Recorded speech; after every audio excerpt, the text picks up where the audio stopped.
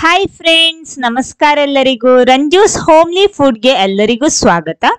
ಇವತ್ತು ನಾನು ಮೊಟ್ಟೆಯಲ್ಲಿ ಯಾವ ರೀತಿ ಒಂದು ಆರೋಗ್ಯಕರವಾದಂತ ಒಂದು ರೆಸಿಪಿ ಮಾಡಬಹುದು ಅಂತ ಹೇಳಿಕೊಡ್ತಾ ಇದ್ದೀನಿ. ಬನ್ನಿ ನೋಡೋಣ ಏನು ಅಂತ.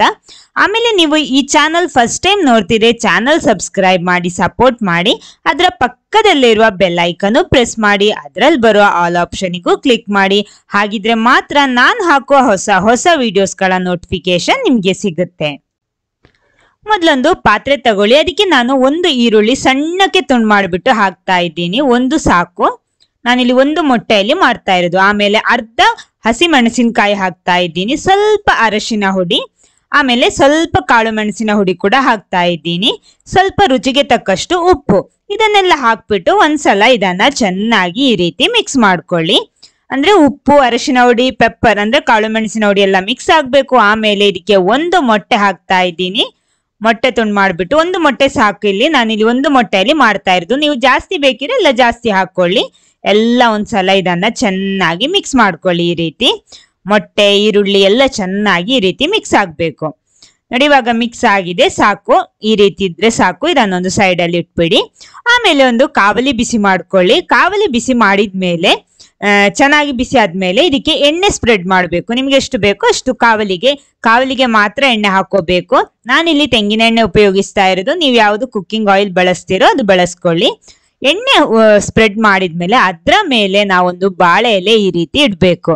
ನೋಡಿ, ಬಾಳೆ ಎಲೆ ಮೇಲೆ ಎಣ್ಣೆ ಹಾಕ್ತಾ ಇಲ್ಲ, ನಾವಿಲ್ಲಿ ಕಾವಲಿಗೆ ಮಾತ್ರ ಎಣ್ಣೆ ಹಾಕಿರೋದು. ನೋಡಿ, ಬಾಳೆ ಎಲೆಯನ್ನ ಈ ರೀತಿ ಹಾಕ್ಬಿಟ್ಟು ಬಾಳೆ ಎಲೆ ಚೆನ್ನಾಗಿ ಬಿಸಿ ಆದ್ಮೇಲೆ ನಾವಿಲ್ಲಿ ಮಾಡಿಟ್ಟ ಮೊಟ್ಟೆಯನ್ನ ಇದ್ರ ಮೇಲ್ಗಡೆ ಹಾಕ್ಬೇಕು. ಬಿಸಿ ಬಿಸಿ ಬಾಳೆ ಎಲೆ ಮೇಲ್ಗಡೆ ನಮ್ಮ ಮೊಟ್ಟೆ ಹಾಕ್ತಾ ಇದ್ದೀನಿ. ಹಾಕ್ಬಿಟ್ಟು ನಿಮ್ಗೆ ಎಷ್ಟು ತೆಳುವಾಗಿ ಬೇಕೋ ಆ ರೀತಿ ಇದನ್ನ ಸ್ಪ್ರೆಡ್ ಮಾಡ್ಕೊಳ್ಳಿ. ದಪ್ಪ ಬೇಕಿದ್ರೆ ದಪ್ಪನೂ ಮಾಡ್ಬೋದು. ನೋಡಿ, ಈ ರೀತಿ ಬಾಳೆ ಎಲೆ ಮೇಲ್ಗಡೆ ನಮ್ಮ ಮೊಟ್ಟೆ ಹಾಕೊಂಡಿದ್ದೀನಿ. ಇನ್ನು ಇದನ್ನ ಚೆನ್ನಾಗಿ ಎಷ್ಟು ಬೇಕೋ ಅಷ್ಟು ತೆಳುವಾಗಿ ಮಾಡ್ಕೊಳ್ಳಿ.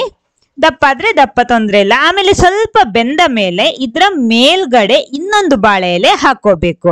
ಯಾಕಂದ್ರೆ ಇದನ್ನ ತಿರುಗಿಸಿ ಹಾಕೋದಿಕ್ಕೋಸ್ಕರ. ನೋಡಿ, ಈ ರೀತಿ. ನಿಮ್ಗೆಲ್ರಿಗೂ ಗೊತ್ತು, ಬಾಳೆ ಎಲೆಯಲ್ಲಿ ಊಟ ಮಾಡೋದೆಲ್ಲ ತುಂಬಾ ಒಳ್ಳೇದು ನಮ್ಮ ಆರೋಗ್ಯಕ್ಕೆ. ಅದೇ ರೀತಿ ಇಲ್ಲಿ ನಾನು ಮೊಟ್ಟೆ ಆಮ್ಲೆಟ್ ಇಲ್ಲಿ ನಾನು ಬಾಳೆ ಎಲೆಯಲ್ಲಿ ಮಾಡ್ತಾ ಇರೋದು. ನೋಡಿ, ಎರಡು ಬದಿ ಕೂಡ ಚೆನ್ನಾಗಿ ಈ ರೀತಿ ಬಿಸಿ ಮಾಡಿದ್ಮೇಲೆ ತಿರುಗಿಸಿ ಹಾಕೊಂಡ್ರೆ ಆಯ್ತು. ನೋಡಿ ಎಷ್ಟು ಚೆನ್ನಾಗಿ ರೋಸ್ಟ್ ಆಗಿದೆ ಅಂತ. ಅಂದ್ರೆ ಬಾಳೆ ಎಲೆಯಲ್ಲಿ ನಾವು ಊಟ ಮಾಡುವಾಗ ನಮ್ಗೆ ತುಂಬಾನೇ ರೋಗ ಬರದ ತರ ನಮ್ಗೆ ಈ ಬಾಳೆ ಎಲೆಯಲ್ಲಿ ಊಟ ಮಾಡೋದ್ರಿಂದ ಲಾಭ ಸಿಗುತ್ತೆ. ಅದೇ ರೀತಿ ಇಲ್ಲಿ ಬಿಸಿ ಬಿಸಿಯಾಗಿ ಬಾಳೆ ಎಲೆಯಲ್ಲಿ ನಾವೊಂದು ಮೊಟ್ಟೆ ಆಮ್ಲೆಟ್ ಮಾಡ್ಕೊಂಡಿದೀವಿ. ಸಾಕು, ಎರಡು ಬದಿ ಕೂಡ ಚೆನ್ನಾಗಿ ರೋಸ್ಟ್ ಆಗಿದೆ, ಸಾಕು. ನಾನು ಇದನ್ನ ತೆಗಿತಾ ಇದ್ದೀನಿ. ನೋಡಿ, ಈ ರೀತಿ ಇದೆ. ಅಂದ್ರೆ ನಾರ್ಮಲ್ ಮೊಟ್ಟೆ ಆಮ್ಲೆಟ್ ಎಲ್ರು ಮಾಡ್ತೀರಿ, ಆದ್ರೆ ಈ ರೀತಿ ನೀವು ಇದುವರೆಗೆ ಮಾಡಿಲ್ಲ ಅಂದ್ರೆ ಖಂಡಿತ ಒಂದ್ಸಲ ಟ್ರೈ ಮಾಡ್ಕೊಳ್ಳಿ.